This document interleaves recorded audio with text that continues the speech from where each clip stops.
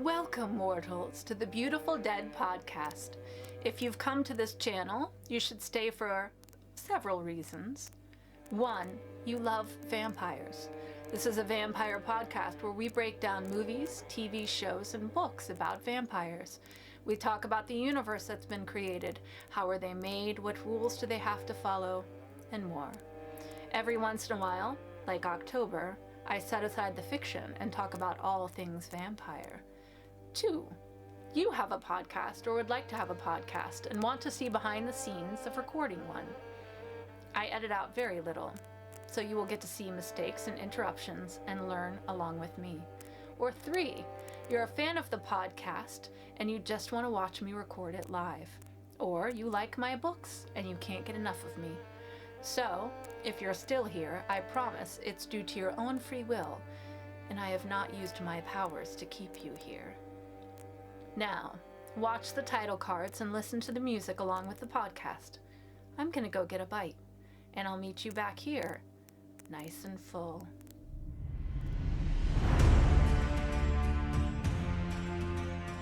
Hello? Really? Vampire! We take your candy! Count Dracula. I am Dracula. And I bid you welcome, Mr. Hunt, to my house. Come. Our first award goes to the vampire for most blood drained in a single evening. The strength of the vampire is that people will not believe in him.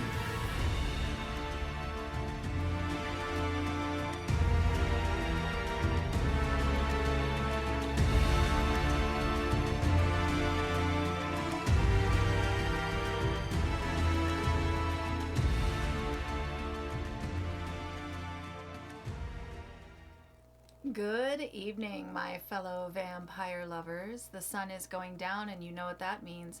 It's time for me to record another episode of my podcast, The Beautiful Dead. As always, I'm your host, Lena Nazari. You can go to lenanazari.com to find links to my social media. You can also click on Contact Me, send me a message, or you can just email me. And that's lena@lenanazari.com.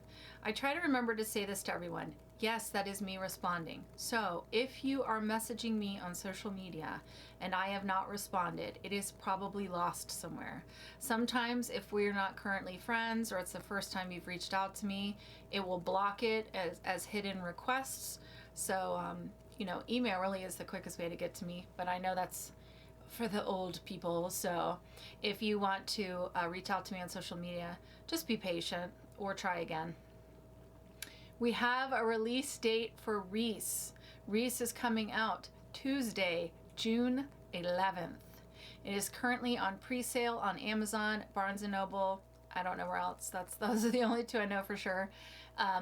But it will be out June 11th. I'm very, very excited for this one. Anyone who read Bite Shift knows that Reese is a big favorite, and I really wanted to do him justice, so I put a lot of time and energy into this. I even did research. I did research before I even started, so historically it would be accurate. So, you know. Appearances. So I just announced, I sent it out to my Fanged family, which you can join if you go to lenanazari.com, that I got a spot at MegaCon in Orlando. That will be February 2025, and I am so excited for this. So I've told you guys, I'm really pulling back on the cons and the appearances. I want to be more strategic and not just go anywhere. So I'm being a little more strategic and choosing bigger things or things that really apply to my subject matter or really are good opportunities for me. So if you want to know where I'm going to be, you can go to my website and click on appearances, or you can just join the Fanged family because they get a notice like right as soon as I know it's going to happen for sure. They find out. All right, so tonight's vampire tea. I don't know if I've ever told you guys about this one. This is Coffin Nightcap, and this is probably one of the first ones I ever got, and it's in my kitchen cupboard because I usually drink it at night before I go to bed, and it occurred to me, I don't think I've ever had it on the podcast. So Coffin Nightcap. This is a nighttime one, so there's 0 caffeine. And it is one of my favorites. This is one that I said last week that was my favorite until I found Wolfsbane Blend, and now that one is my favorite, but this is a close tie. So go check them out. It's in my New Orleans mug right now. I think that's everything. From now on, even if I'm not announcing my tarot for the month, I am going to have the link to my reader in all of my video descriptions. So go check that out. That's Artemis Moon. And then obviously when I'm reading the first of the month, when I talk about my tarot for the month, I will be putting her shop up in the video, but the link is always down in the description. All right, let's do this one. I don't know if you guys have heard of this one, because I did not. This is one of those ones that pops up because, you know, Prime gets to know you, Netflix gets to know you, everyone gets to know you, and then they want to send you their suggestions. And so this one had been on my radar for a little while. Threw it on my watch list. As we know, our theme for June is cleaning up my watch list. So I just started clicking on stuff just to get it off the watch list. And this is one of those. It is called Perfect Creature. It is from New Zealand. And so I did not really know anything about it going into it. And a few minutes in, I was like, what am I watching? So this is a very good time. This is one of those times where it's very good that I have a very thorough synopsis. So hopefully we'll all be on the same page when I start to review, because this is an odd one. Spoiler alerts, if you have never listened to this podcast or watched this YouTube channel, I ruin it all. Okay, I literally tell you everything that's going to happen. So if you have not seen this and you really want to, go watch it. Stop this video and then go watch it and then come back. Okay, that's how that works. You can pause this and then come back later. But consider yourself forewarned. Spoilers. Let's do this. Let's talk about Perfect Creature. In a world where males born as vampires join the Brotherhood and drink donated blood from human churchgoers rather than being killed at birth like in the past, a pregnant woman gives birth to a vampire. A teenaged brother named Silas is told that he and this child Edgar are from the same mother. The mother, who is in visible distress, reaches for Silas across the room. 100 years later, the Jamestown slum sees a series of attacks on women, all found with their throats bitten. Lily Squires leads the human police in the investigation. She comes from a workhouse in Jamestown and is one of the few cops who cares about the slum residents. A boy who witnessed an attack tells her that a brother was responsible. To avoid public panic, the police claim the deaths are a result of an outbreak of influenza, which is seen as one of the evils that came from genetic research. Church cardinals ask Silas to work with the human police. The brothers know the attacks were carried out by a brother, Silas's brother, Edgar. Edgar sends Silas a recording of his last murder, challenging Silas to stop him before he kills again. Edgar includes the location of the next planned murder. With Silas's help, Lily puts together a task force to stake out the area. Edgar attacks Lily and bites her before fleeing. To save Lily, Silas tells her to drink his blood. When he visits her in the hospital, it is revealed that she lost her family to influenza. Lily has visions from drinking Silas's blood. The newspapers publish a false story of the death of the killer. Meanwhile, Edgar is restrained in a spiked brace in the church basement. Silas, who is soon to join the inner circle, is told what happened to Edgar. The cardinals, worried that no brothers have been born in 70 years and no female vampires have ever been born, conducted genetic research. We all know how that goes, which they publicly ban. Edgar had been developing a virus to make pregnant women give birth to vampires. The virus mutated and turned the women into violent psychopaths. 10 of his research subjects are dead, and the last one is dying. Edgar is also infected and insane, although the virus is taking effect more slowly due to his immune system. He vows to kill Lily and accuses Silas of being in love with her, although brothers are forbidden to love. While Silas is at the church for his investiture, yeah, that's right. As cardinal, Edgar escapes to Jamestown. He installs a tap and tube system in his forearm to control the flow of his blood. At Lily's apartment, Silas and her colleague Jones guard her. Silas imagines kissing her while she sleeps. Edgar bursts through a window and knocks out Silas long enough to take Lily. Meanwhile, the government institutes a quarantine after the virus spreads through Jamestown, and humans riot outside the church. Silas finds Edgar tainting Jamestown's water source with his blood. However, each suburb has its own water supply. Another cardinal tells Silas that Jamestown will be burned to the ground to destroy the virus and Edgar, and all of the humans inside. He warns Silas in his career he will be doomed if he ignores the greater good and breaches quarantine to save Lily. Silas breaks into Jamestown anyway. Lily, handcuffed in the basement of the aquifer, tries to persuade Edgar to stop. He challenges her about her dead child and says her race is good at abandoning children. He finds Silas and they fight. After injuring Silas, Edgar threatens to disfigure him. Lily sneaks up behind Edgar and kills him. Silas kisses Lily and tells her to look after what she finds in a building and to keep it away from the Brotherhood. Inside the building, Lily finds another brother, a dead woman, and a baby. The brother says that the infant is the first female vampire ever born, created by the virus, the first perfect creature. Although Silas is a branded heretic and remains in hiding, he watches over Lily as she takes care of the baby. You know, this is one of those times where I watched the movie and then I read the synopsis and I was like, I didn't get half of that from this movie. So thankfully, I don't know if the writer of the movie wrote the synopsis and let us know like what he was thinking, because I did not get half of that. So when I read through the synopsis the first time, I was like, where was all of that? Anywho. Okay. So if anyone is lost, it's okay. It's fine. Even if you watched the movie, you would have been very lost. So just come on this ride with me.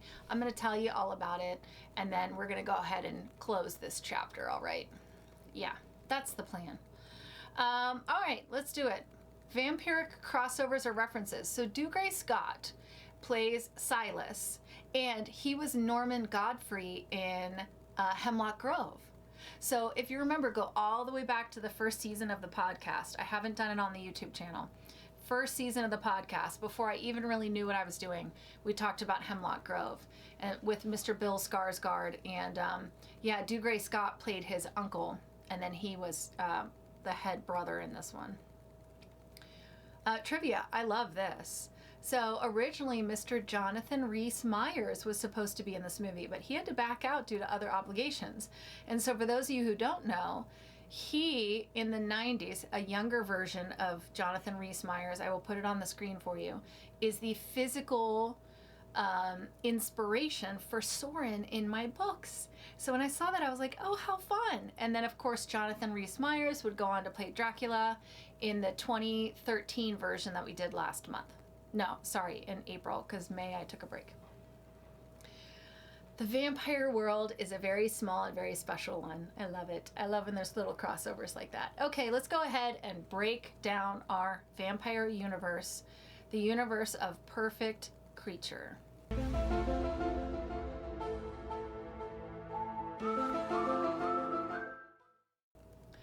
Their relationship to humans. Okay, so I'm going to try and make this as plain as possible. Vampires are born, so there's some kind of gene that gets passed through to specific babies. So, you know, all of a sudden, like, oh my God, I had 3 human children and now I have 1 male vampire child. So this is how this gets passed down. The male vampires are then brought to the Brotherhood. So a long time ago, they were just like killed. They were like, oh, I don't want a vampire in my family. So they would just kill the babies. So now they take them to the Brotherhood. The Brotherhood is like the church, okay? So the brothers are raised in the church, in the Brotherhood, to be good citizens.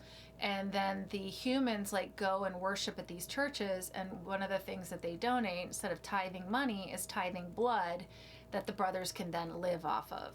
So that, obviously, in this world, humans know about vampires, and they look to these vampires almost like saints among them. Now, in 70 years, the brothers have stopped being born. So they're recognizing like we're dying out. And we've seen this before in other things like Black Dagger Brotherhood and shows and books and TV shows where the vampires are a dying race, and that's how it's presented in this one. Did I get everything? Yes. I did. Look at me. My brain still works sometimes. Relationship to animals. This is never addressed. We see a lot of rats in this. I want you to imagine, I think this was supposed to be like the 50s or something, but imagine sort of like long ago London, a lot of cobblestone. There's a plague that's been happening. The influenza is like their version of the plague. It's been killing off people like crazy. There's rats everywhere. It's poverty. So we do see a lot of rats, but I never see the vampires affect the rats, or the rats don't seem to care at all about the vampires. So they must not have any kind of sway over animals. Appearances. The only thing differentiating them from humans is the fangs. That's the only thing. Their eyes don't change. They're not really paler or anything like that.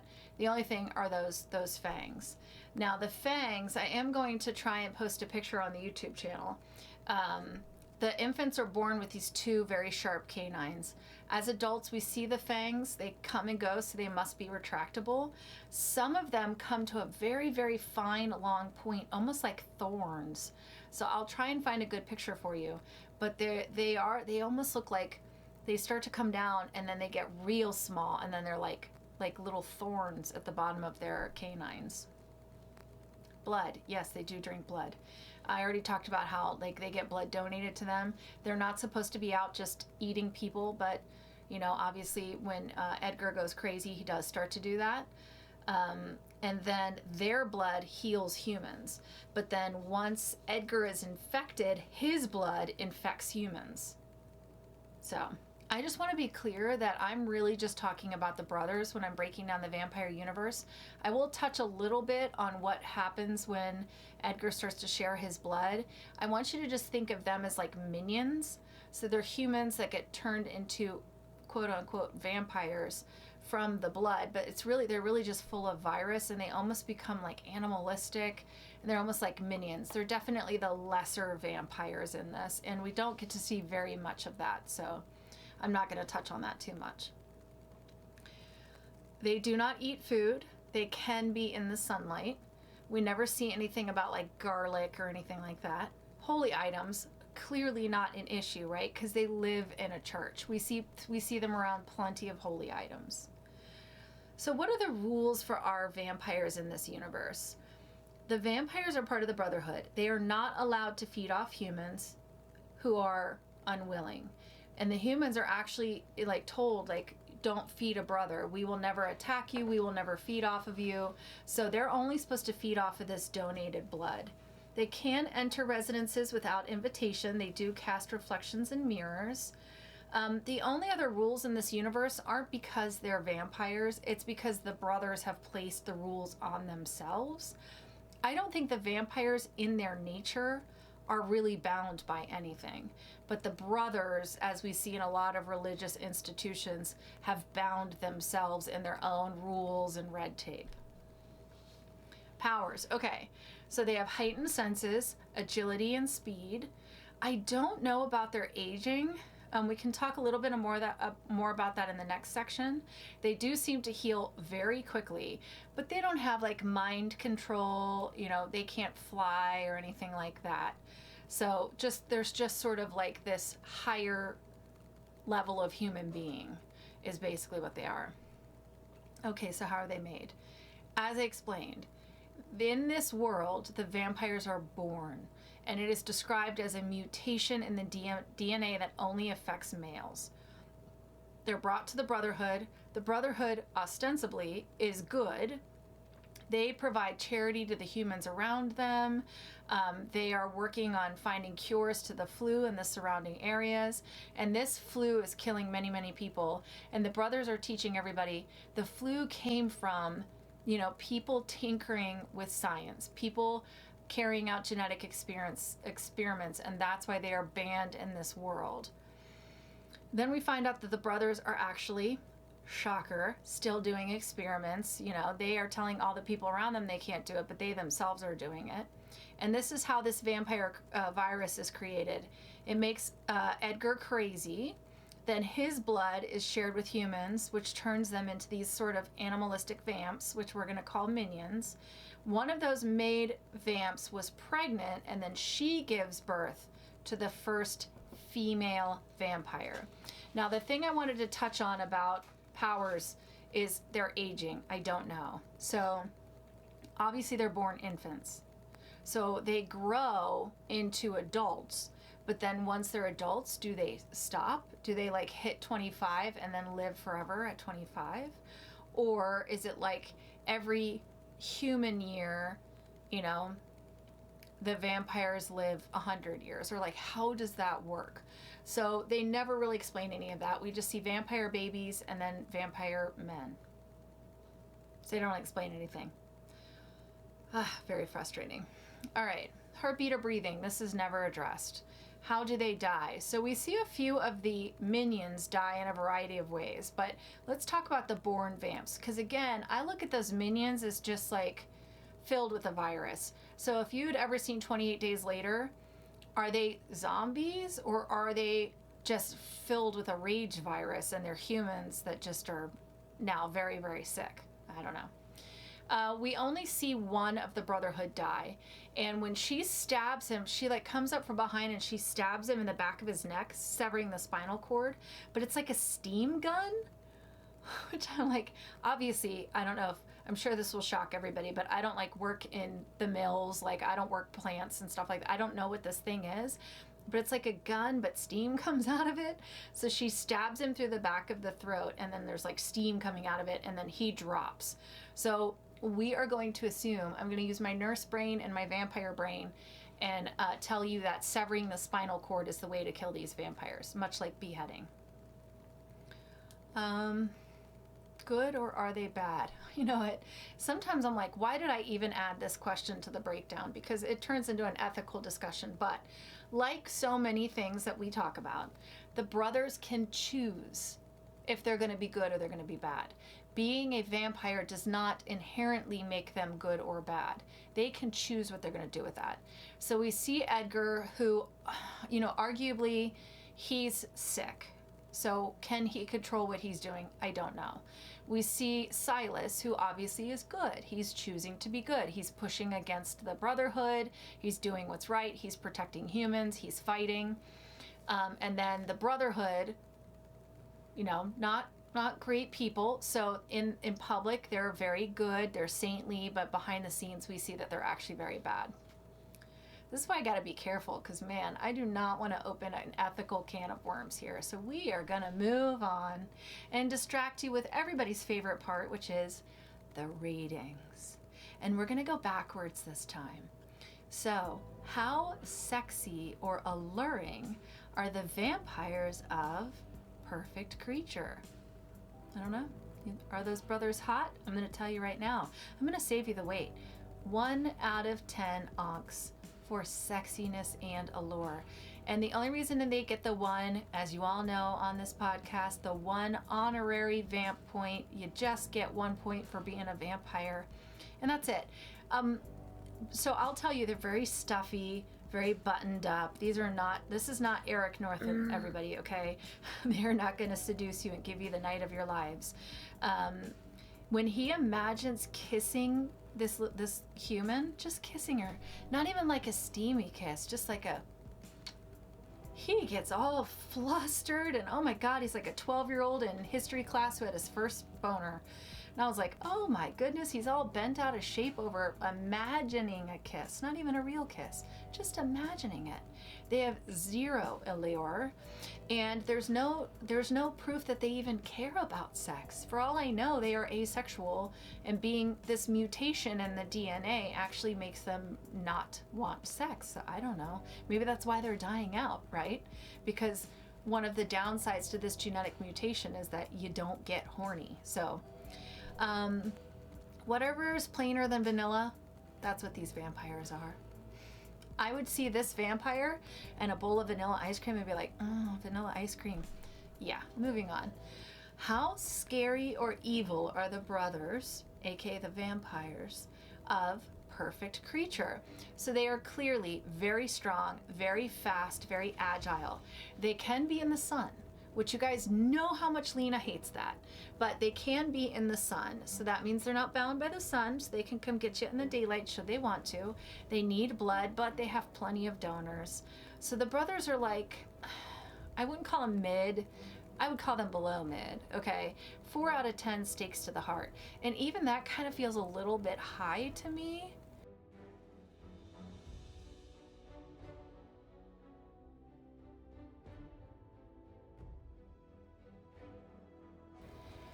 The maid vamps, I'm actually gonna give an extra point to, because they're instinct driven. So that makes them more dangerous to humans. I'm going to give them a 5 out of 10, but they do seem really easy to kill. They die almost easier than humans would die. And the vampires, the brothers, they're so worried about stabbing each other in the back and what the humans think. It just makes them like such a very small threat to humans in general.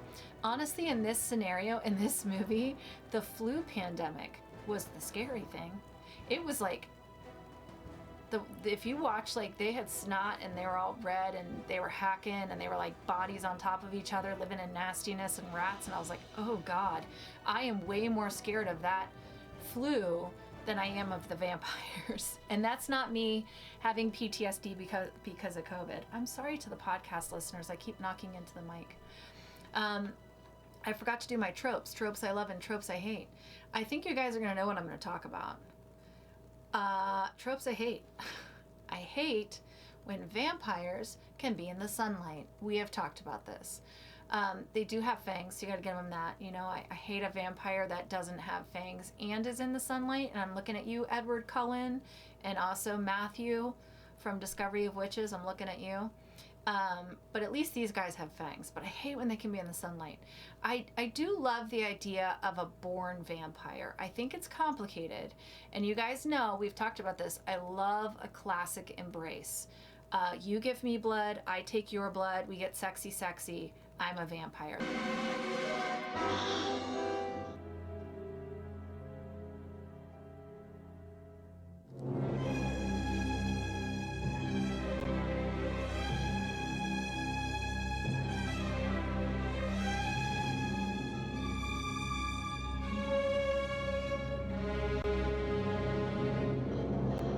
That's my favorite, but I do love the idea of like a virus, or we've seen the tainted blood transfusion and thirst.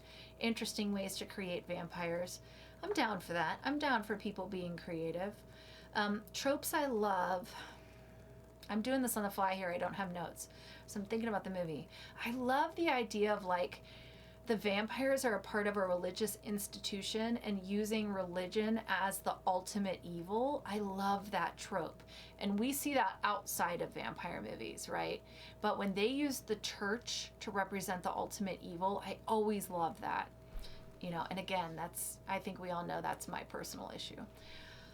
My thoughts. Okay, for the first 20 minutes, I had hope. I was like, oh, did I find a gem? And it's from New Zealand. Okay. No, let down. Boo. Oh, it was all downhill from there. All right, this movie is dry. It is boring. It is forgettable. Have you ever been at a party and you're like hours in and then you turn around and you see somebody and you're like, oh, when did you get here? And they're like, I've been here for hours. And you're like, he's that guy. This movie is that person. Like, you don't offend me. You're not awful. You're just kind of there. You just exist.